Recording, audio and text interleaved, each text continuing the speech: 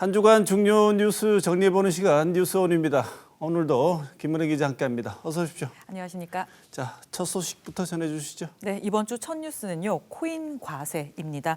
미국 대선에서 트럼프가 당선된 이후에 대표적인 가상 자산 중 하나인 암호화폐 가격이 치솟으면서 지금 전 세계 투자가 몰리고 있는데요. 우리나라에서는 이 가상 자산에 이 세금을 매기는 일이 공방이 되고 있습니다.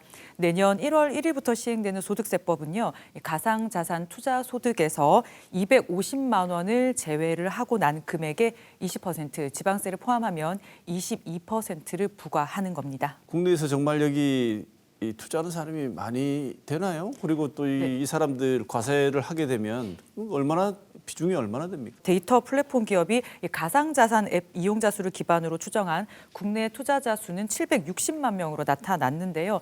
연령별로는 40대, 30대가 많았고 거주지는 서울, 강남구, 그리고 직업별로는 직장인이 가장 많은 것으로 나타났습니다. 그리고 금융감독원의 가상자산 보유 현황에 따르면요. 10억 원 이상 초고액 계좌는 전체 계좌의 0.04%에 불과합니다. 현재는 국내외 거래소에서 가상자산을 거래하고 이 차익을 봐도 이 세금은 내지 않지만요. 이걸 재산으로 봐서 상속세와 증여세는 부과하고 있습니다.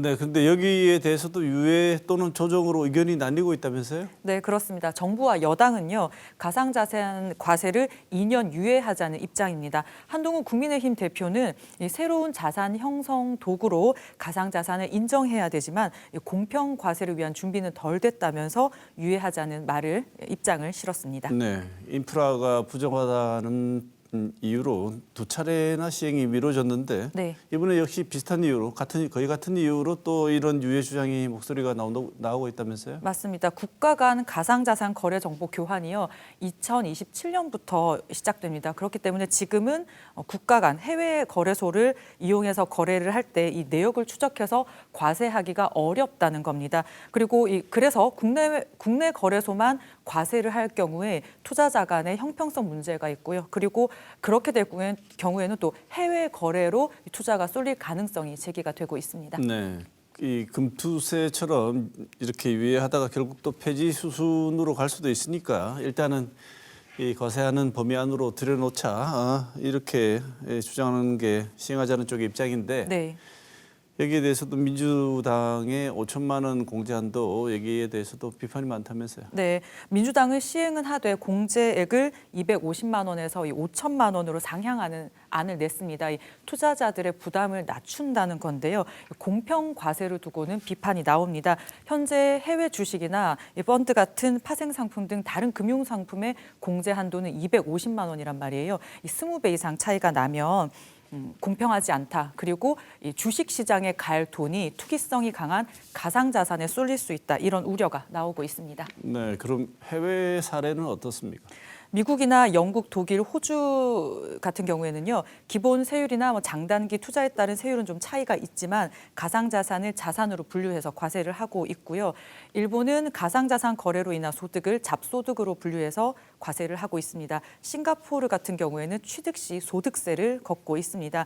소득 있는 곳에 세금을 부과해야 한다는 입장, 그리고 금투세처럼 가상자산 과세도 유예해야 한다는 주장이 지금 이렇게 대치를 하고 있는데요. 중요한 건 이 표계산이 아니라 정책적, 경제적으로 판단해야 할 것 같습니다. 앞으로 시행이 이제 거의 한 달 남았습니다. 국회가 어떤 방향을 잡을지 지켜봐야 할 것 같습니다. 네, 전반적으로 흘러가는 분위기가 금투세 비슷하긴 하네요. 네. 네, 지켜봐야 할 것 같습니다. 네, 다음 소식 전해주시죠. 네, 두 번째 뉴스는요, 부적절한 강연 발언 논란입니다. 부적절한 강연이라 고등학생 대상으로 한 강연이 주중에 대구에서 있었는데 그 강연 말씀하시는 거죠? 네, 22일에 대구의 한 자율형 사립고등학교가 국내 대형 사교육 업체인 메가스터디 그룹 손지훈 회장을 초청을 해서 한 종교시설에서 특강을 했습니다. 고등학교 1, 2학년 학생들과 교사 등 500여 명이 참석을 했다고 하는데요. 메가스터디 그룹 손지훈 회장이 입시 체제를 설명하는 과정에서 인구 위기 문제를 거론하면서 한 발언이 도마에 올랐습니다. 대학 입시 제도의 특별 전형에 10대가 출산하면 대학 진학의 결정권을 강력하게 열어주는 제도를 써야 된다고 저는 생각해요. 또 아이를 낳지 않으면 대한민국이 유지될 수 없는데 이 대학 가는 것보다 애 낳는 게 더 중요하다면서 여학생들은 생각을 좀 바꿔주길 바란다. 뭐 이렇게 이야기를 했습니다. 또 자신이 과거에 가르쳤던 제자에 대해서 이야기를 하면서요. 이 성매매 여성을 지칭하는 단어를 써가면서 얘기한 것도 논란이 되고 있습니다. 너 이렇게 딱 살면 내 눈에 네 인생이 못할 것 같다는 느낌이 든다. 놀이개가 되면 화대라도 받는데 이거는 거꾸로 돈까지 갖다 바치니까. 저분은 어느 시대에 사는 분인가라는 생각이 들게 하는데요. 학생들 참 들을 때 느낌이 어땠을까 걱정입니다. 반응이 고요할 수가 없었겠죠. 특강 후에 성적 수치심을 느꼈다는 학생들, 또 메가스터디를 불매하겠다, 뭐 고딩 엄빠를 장려하냐 이런 반응을 전한 언론 보도가 잇따랐습니다. 일부 학부모들이 또 항의를 했다고 하고요. 학교 측은 25일에 메가스터디 손 회장으로부터 사과를 받았다고 밝혔습니다. 메가스터디 측은요, 의도와 달리 학생들이 불편함을 느낀 표현이 있었다면 사과한다는 입장을 밝혔습니다. 하지만 논란이 커지면서요, 대구 여성의 전화는 성명을 통해서 이 사교육이라고는 하지만 교육을 하는 기관의 수장이 학생들을 대상으로 하는 강의에서 여성을 비하하고 혐오하는 발언을 쏟아냈다는 것은 매우 지탄받아 마땅한 일이라고 비판했습니다. 그러면서 강사는 학교 관계자가 아닌 학생들에게 공식적으로 사과를 해야 하고 또 학교 또한 이 문제를 인지하지 못하고 학생들의 입막음을 한 정황이 있어요. 여기에 대해서 학교 측도 학생들에게 사과를 해야 한다 이렇게 덧붙였습니다. 인구 소멸 위기가 이제 미래의 문제가 아니고 지금 현재 당장 우리 눈앞에 닥친 문제다 이런 얘기 많이 하지 않습니까? 네네.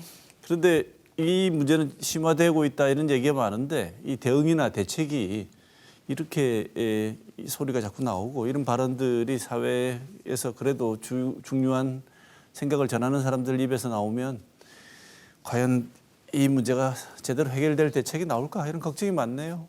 맞습니다. 제가 올해 중반에 나왔던 여러 대책들을 좀 얘기를 해드릴게요.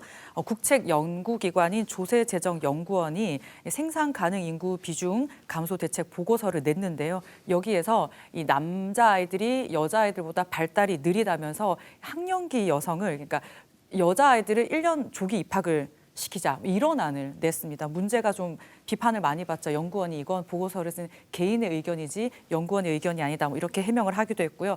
또 서울시 의회의 한 의원은요, 저출생 대책으로 이 괄약근 힘을 줘서 근육을 강화하는 그 케겔 운동이라고 하는데요. 이걸 이제 대책으로 내놨어요. 댄스를 하는 거를 덕수궁 돌담길에서 춤추는 행사를 진행을 하다가 비판을 받아서 중단을 하기도 했습니다. 그리고 서울시는 올해 첫 추경에 정관, 난관, 보건시술 비용 1억 원을 편성을 했다가 또 이게 보도가 많이 됐고요. 또 지자체마다 지금 뭐 솔로들의 만남 주선 이런 대책들이 나오고 있어요. 이런 것들이 다 올해 나오고 있는 일인데요.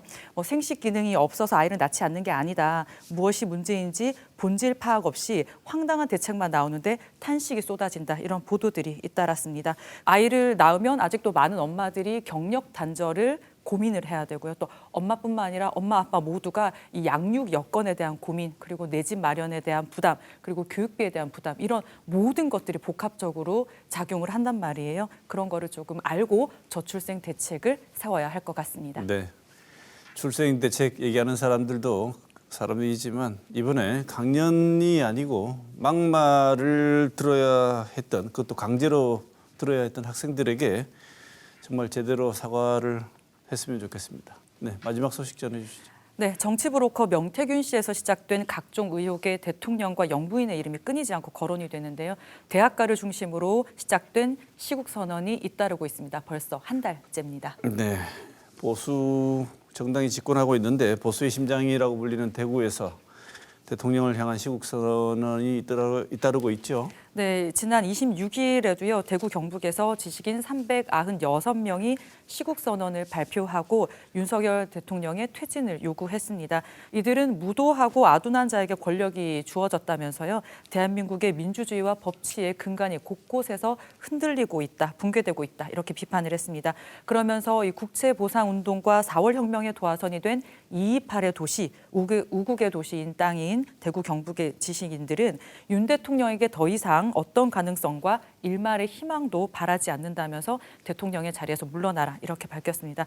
앞서서 경북대와 안동대에서도 시국 선언이 있었고요. 학생들도 대자보를 내걸면서 퇴진 요구를 하고 있습니다. 네, 한 달째라고 하셨는데 전국적으로 이 시국 선언이 따르고 있는 상황이지요? 네, 대학가 시국 선언은 지난달 10월 28일에 가천대 교수 노조가 권력의 불법 행위에 대한 시민 불복종 운동이 시작될 것이다라는 시국 성명을 발표한 뒤에 전국에서 이어지고 있습니다.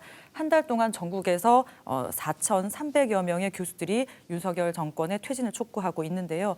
윤석열 동문의 퇴진을 촉구한다는 학부생들의 대자보가 붙은 서울대에서도요. 교수들이 시국 선언을 했습니다. 시국 선언에 어떤 내용이 담겨 있을지 하나하나 열거하기에는 힘들 것 같고요. 그렇지만 뭐 익히 다 알고 계실 것 같은데 가장 쟁점이 되고 있고 중요한 지점, 공통되는 지점은 어떤 게 있습니까? 네, 뭐 가장 큰 건 국정 난맥상이겠죠. 여기에서 비롯하는 배우자 관련 의혹 그리고 정치적인 부분 외에도요. 우리 일상과 삶과 연관된 것들이 많습니다. 이태원이나 오송 참사 그리고 의료 대란처럼요. 국민의 생명과 안전에 그리고 일상에 무관심하고 돌보지 않는 정부에 대한 비판이 크게 자리하고 있습니다. 네, 명태균 씨 둘러싼 의혹 수사가 시작되면서 일파만파 커지고 있는데 결국 국민의힘 중앙당사가 압수수색 당하기도 했습니다. 대통령실 여기 구체적인 입장이 있습니까? 네, 가천대 시국선언 이후에 시국선언이 이어지는 이 한 달 기간 중간에요. 사실은 대통령이 대국민 사과와 기자회견을 했습니다. 하지만 그 이후에 시국선언이 더 나온 만큼 오히려 입장이 좀 기폭제가 되지 않았냐 이런 분석도 있습니다. 지금도 대통령실은 시국선언에 대한 입장을 밝힌 건 없습니다. 하지만 윤석열 대통령이 일단 배우자 김건희 여사 특검법을 또 거부권을 행사했고요. 국민의힘은 이 최상병 국정조사 특위 명단을 내지 않았어요. 이런 흐름을 보면 정부와 여당이 이 사태를 좀 무겁게 바라보고 있는지 생각을 해보게 됩니다. 네, 김 기자 이번 주도 수고 많았습니다.